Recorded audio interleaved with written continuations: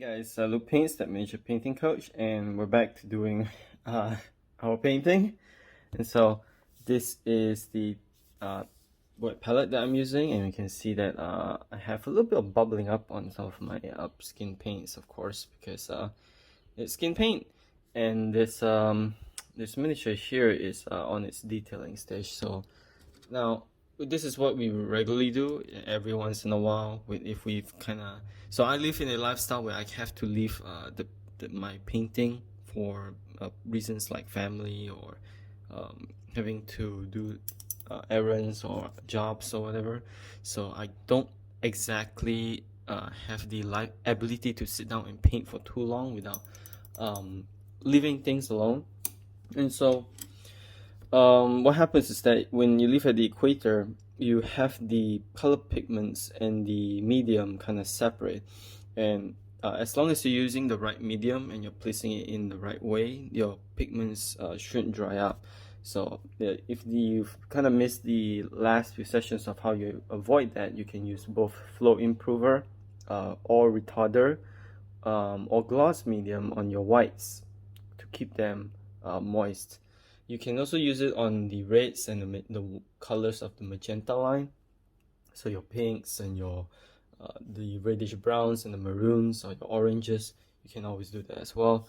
Now for me, so with this orange, which is kind of getting a little bit dry over here, I have some retarder in here, and I do have some matte medium just kind of laying out over there, so I can place this on here. Now keep in mind that matte medium, it dries a lot more faster than gloss medium, a whole lot more faster.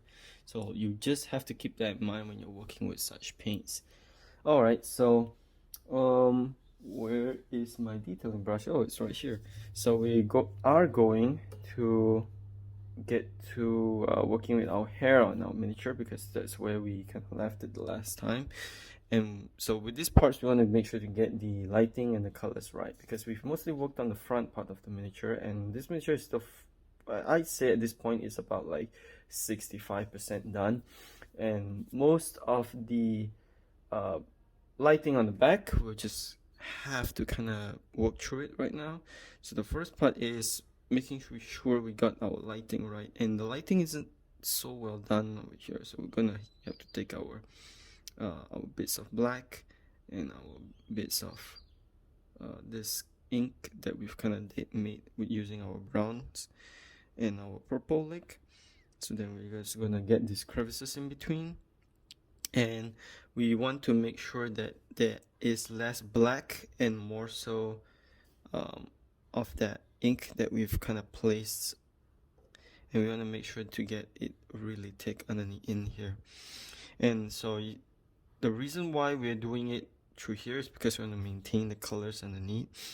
And now what happens is that, if you can kind of see when I tilt underneath, I want to make sure to keep the blues. I want to make sure to keep all the color gradients that I've already made here, and I don't want to overdo it with the black, because black is a really opaque color, rather opaque paint, and so it will really get into what's underneath really quick and just kind of ruin our colors. So we want to be extremely careful over here in selecting the places where we choose to place it.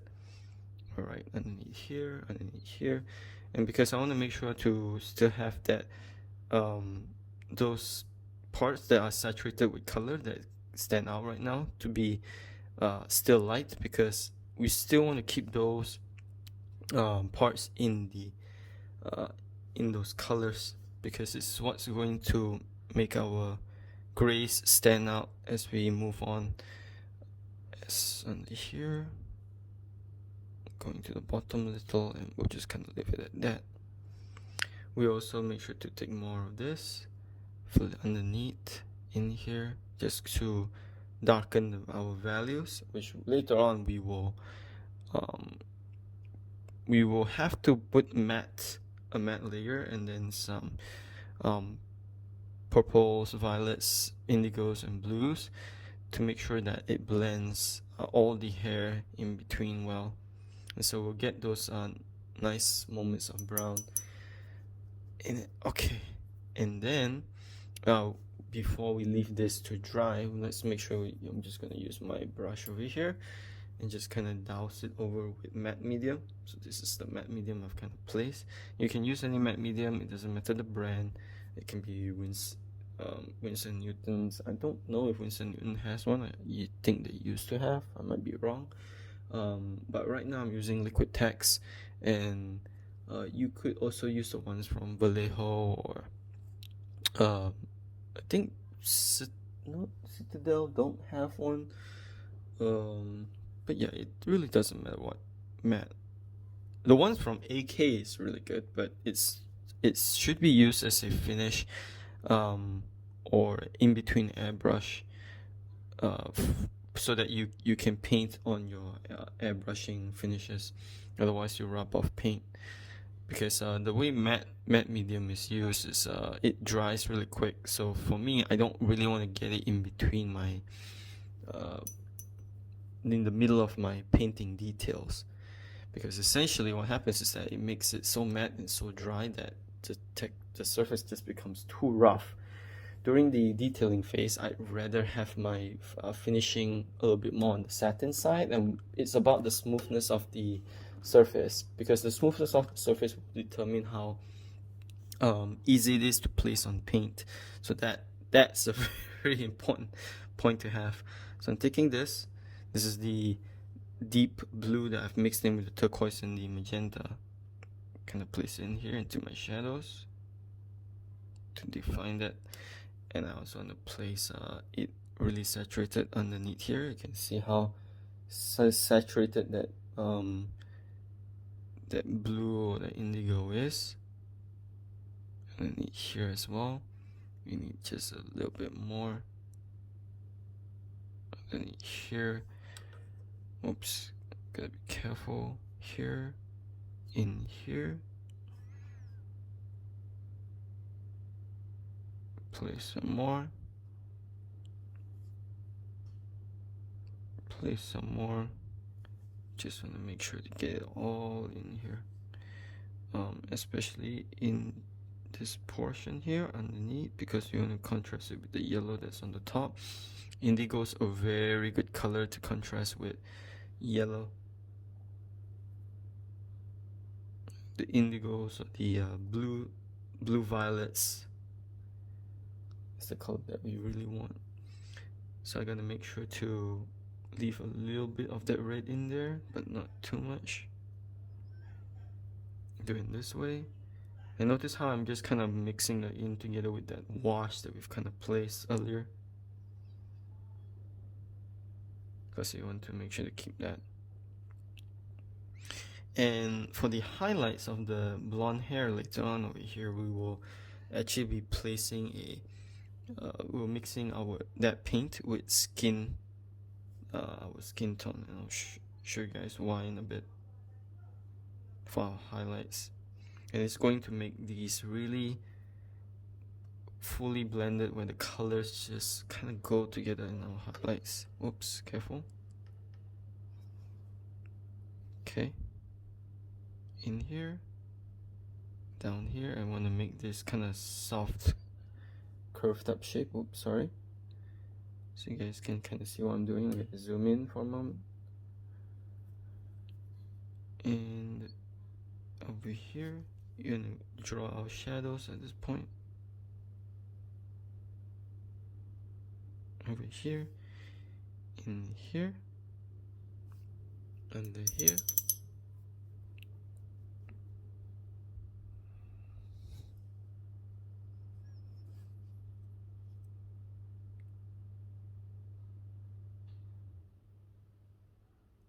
Over in here underneath the sleeve. We want to draw our shadows here, so that later on we don't have to draw them, because we are going to detail out this under part of the dress later on.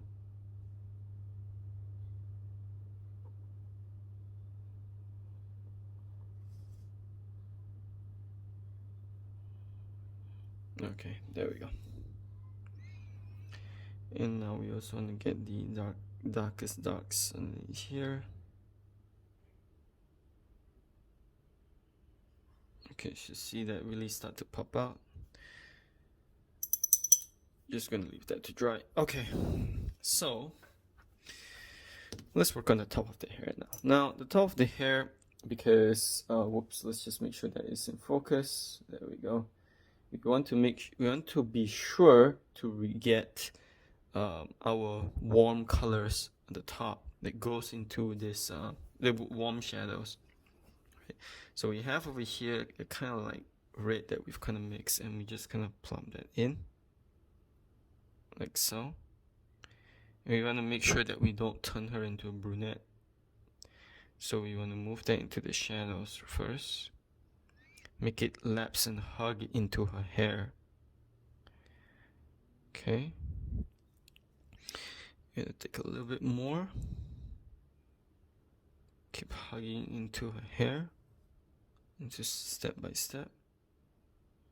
Like so. And we want to get the crevices in where the highlight areas are. And not to worry, because later on we will put our genuine highlights over in tits and pieces in very thin layers to make sure the colors underneath still show through. So that's the parts that we want. And then you're gonna make sure to get the top side using this yellow.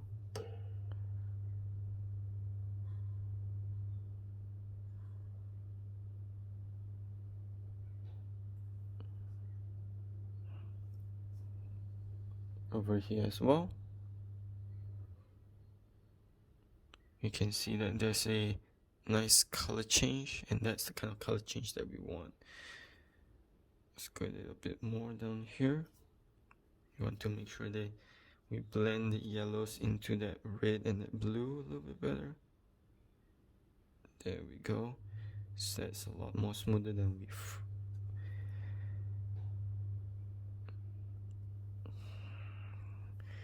Up here. And I'm being a little bit quiet because I'm really making sure to get those lines in between, particularly because this rough surface that the metal figure have in this old model isn't making our work any easier.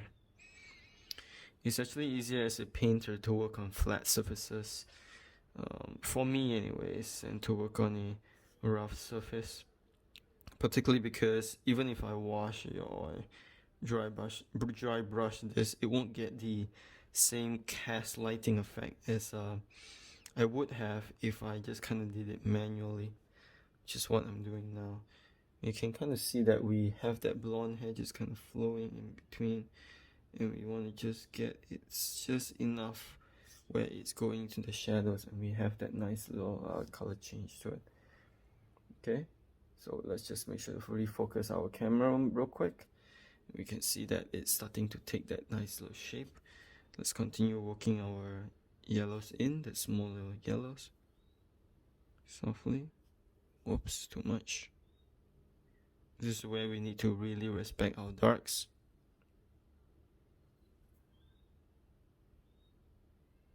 Get this all in. And make sure to get that blue in our darks to be a lot more thick in the contrast with that yellow. Don't be too green. On this part is okay because it's still underneath the dress. And then over here we want to make sure to add a little bit more magenta hue, so we will take this, a little bit of this too, and place it underneath like this. Okay, a little bit more, a little bit more, and then like this. And we'll just kind of continue doing so with our blue, and we'll blend that in. That's how thick that blue is. Oops, sorry. I have my hand blocking the camera occasionally. And so we have this, our shadows just going through. Okay, so we need to replace our matte now.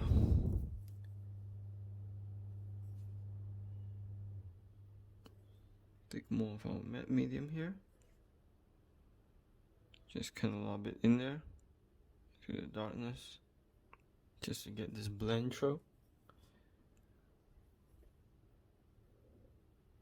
Because we want to make sure the hair to me is a really important part, so I want to make sure it gets the attention that it needs, so that when anybody who turns this miniature around, it gets the particular kind of lighting for it. We'll just wait for that to simmer down first, because right now there's a lot of glaze and a lot of reflections being caught by the camera, so it looks like a mess.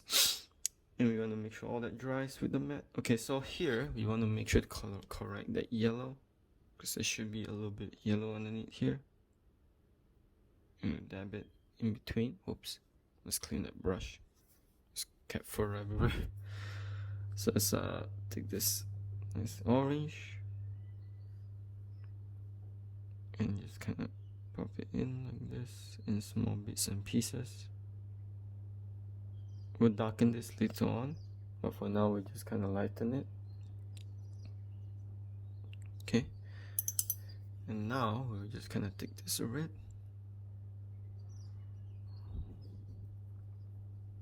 remove that,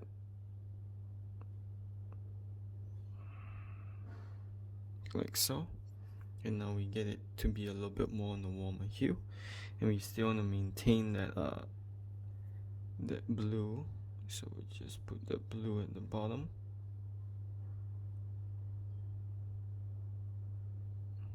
Like so. A little bit more towards the top here to indicate the shift in the view.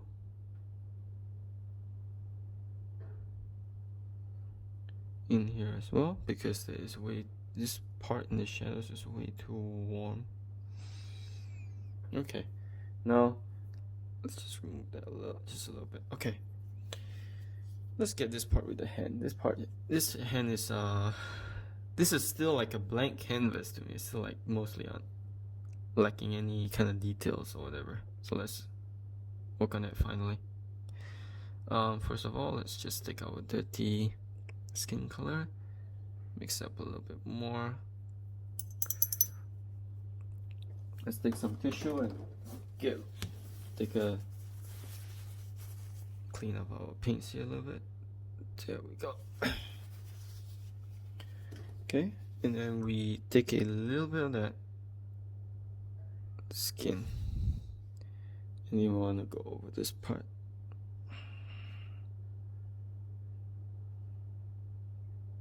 One, two, three. There's supposed to be another finger in here. You can ignore it first. Oops, sorry. Over here. You just want to highlight that just a little bit. It doesn't need to be too much, because we don't want to make it too obvious. Okay, now what about this part? Okay, so we need to mix our blues with that skin color. So what we're going to do is we're going to choose a spot. I think I'll just choose a spot, because it's fine. Either that, I'll leave it for the green. So maybe I'll place the blues, maybe here, maybe a light blue here. So take this, kind of place it there like so. Okay, and then actually I'll need a little bit more, if this just because it's gonna be for the hair as well. So a little bit more. Let's clean that off. Let's take this just one bit and see how it works. It's not too bad, not too bad. Take a little bit more. So that should be quite a lot. Mix this in really deep, and now we get our pale grayish blue, and that's the kind of highlight that we want for our shadows. Okay, so now we're gonna thin that out a little bit. Okay, and then we take our matte paint, because we want to make sure that now highlights are more matte, and so it dries a little bit faster. And that's a trick that you can do with mediums. Choose your mediums to make the highlight a bit faster, and we'll kind of wick it bit here, just to add the highlights at the appropriate spots. And we're gonna build our highlights step by step. And we want to make sure to get the parts where it's directly opposite of the light, where people are going to be looking at the shadows. And this is, now why is there highlight here rather than the whole thing is black? Well, it depends on the intensity on the light and how you know display it. For me, this is a miniature. This sorceress is kinda in a neither outdoors or indoors. I want it to be in a place where we can use it to play, more so for D&D, and it might be in a dungeon, it might be somewhere in a groove, so the lights aren't exactly very bright. And I don't want to make sure, I want to make sure that for this side and the opposite side, it's really bright and it's clear to see the model. I can see that there's a disparaging in light as it goes across. But for this side, I need it to be a gray that is just so soft. So I really enjoy watching grays, dark, because your darks of your miniature is going to really tell a lot for how things are when they're lighted up. So I'm gonna make sure that I get it for this point. This part is too light, so we're going to blue that out, dim that out a little bit. I'm gonna make sure we get more of the that gray in here. Okay. Let's see, make sure that the camera is able to catch this, and it is.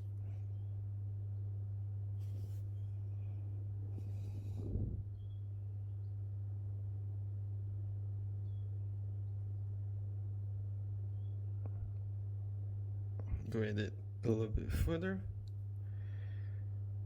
Painting grays.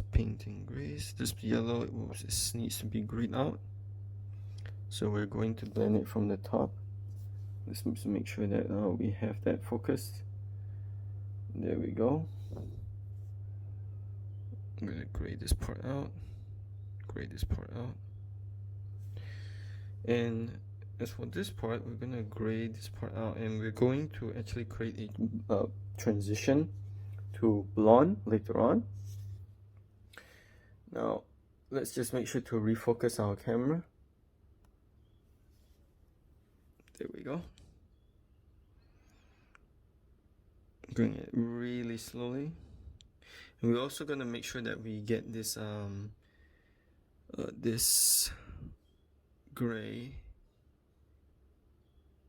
into the parts where, let's say, it's in the shadows here as well, to just kind of make sure we get our lightest parts of our shadow underneath. We don't need to be too smooth because we don't want to encourage people to look at this point of the miniature, but we will need to be blended smooth enough so that it behaves with the rest of the miniature, and that's actually more important. We need to make sure to add this to the bottom, because you want to correct the lighting here. Because when your eyes kind of glaze into the moments of dark, it's not actually fully dark. And we're going to make sure we paint this in. And make sure to add a little bit more skin tone to this area. There we go. Just leave it here first. Okay. And then let's just go ahead and build in the darks on this area.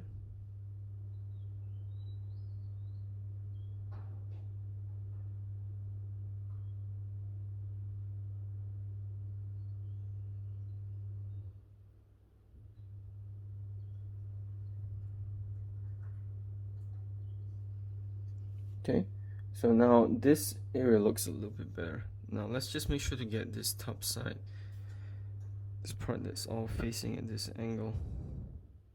And this is where it's going to be tricky, because we need to make sure to get the parts that are facing towards that area to be this gray, but we want to make sure to leave room for annotations of more warm or blonde colors. So you want to go at this really softly. Notice how I'm stippling with the edge of my brush.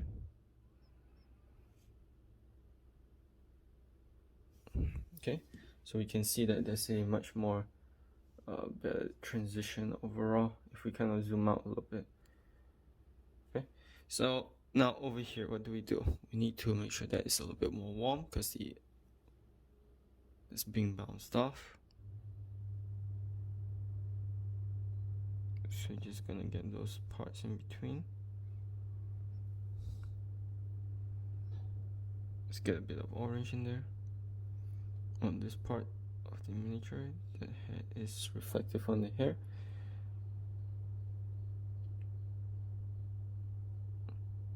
Really softly.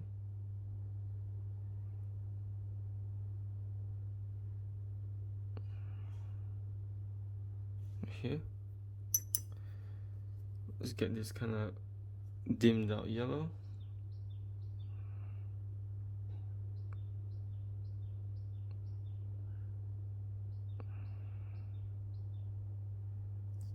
Okay, over here as well, we need to be extremely careful because the molding on this miniature isn't exactly the best. So we're just kind of going it through the top. And we kind of want to use this yellow now just as our peak highlights.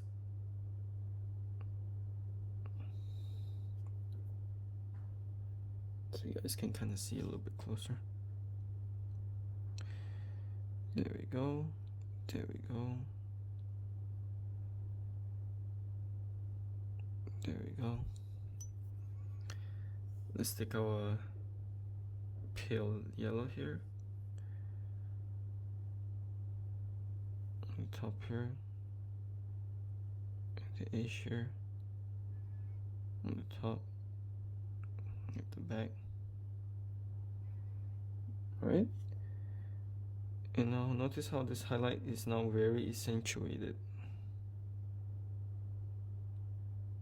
Because we've gotten most of our important bits at the bottom. Clean it up a little bit.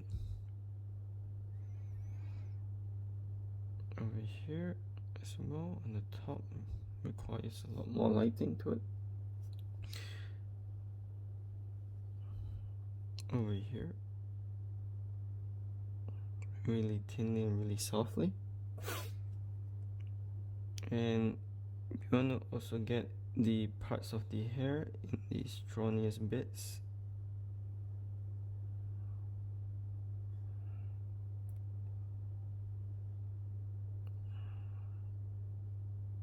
Okay, we're going to work with drier paints later on so we can get that a little bit more saturated rather than not. And because we have this more dried out gray paint that we've mixed, needs a little bit more medium, I think. Take a little bit medium here. Can mix it in. Okay, there we go.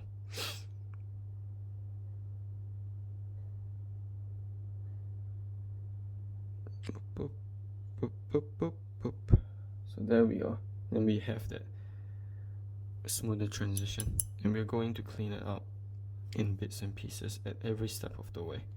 So now our hair side is a lot more accommodating to what's going on. We need to also be sure to blue this down, thin down this highlight a little bit, just a teeny little bit in the bottom areas here too. Okay. And okay, let's see what we've done before we stop this episode. So first off, we have already kind of went ahead and deal with our grays a little bit better over here when we were at the beginning stages of defining the shadows. We can see that now because we've already defined the grays here, the lighting of the sword here stands out. It's kind of accentuated, and that's actually pretty good because that creates a really good contrast for later on when we're going to dim it a little bit with some metallics and some browns in here. It's going to still show off that warmth against this cool of the shadows. Okay, and you notice even though there's a lot of magenta that I put in at the beginning of the undercoat, so if you're watching like 20 episodes ago, there was a lot of magenta underneath that paint. And so what this color isn't exactly blue. In fact, it's, if you take a really good close and just kind of zoom in here like really deep, what we'll see here is that there's lots and lots of grays that are within really warms and almost a brownish tint of turquoise, right? And that's the kind of colors that I'm comfortable with playing with and mixing with.